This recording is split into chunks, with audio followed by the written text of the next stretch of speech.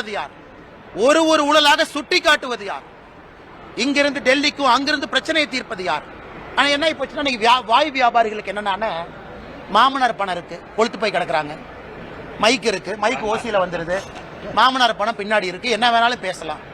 அது தமிழ்நாட்டு அரசியலுடைய சாபக்கேடு. அவங்க எங்க வேலை பார்த்தாங்க, சர்வீஸ் பண்ணாங்களா? 10 ஆண்டு காலம் மத்திய அரசுக்காக உயிரை துச்சமன மதிச்சு புல்லட்டை எழுத்து நின்னாங்களா? கிடையாது. சோசியல் சர்வீஸ்னா என்னன்னு மக்களுக்கு அடிப்படையில், என் காலேஜ் முடிச்சோடனே ஒரு பிரைவேட் கம்பெனிக்கு வேலைக்கு போனா இதுவரை தனியார் நிறுவனத்தில் 1 ரூபாய் நான் சம்பாதிச்சது கிடையாது. 1 ரூபாய். ஏன்?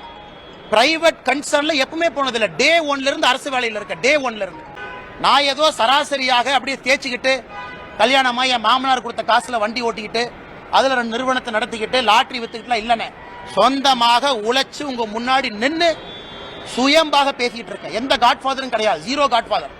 அதனால மிக பெருமையா இருப்பேன்.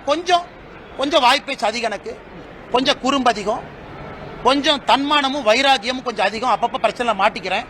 அதுக்காக பிரச்சனை வந்தாலும் தன்மானத்தையும் வைராகியத்தையும் எப்ப விட மாட்டேன். எந்த பிரச்சனை வந்து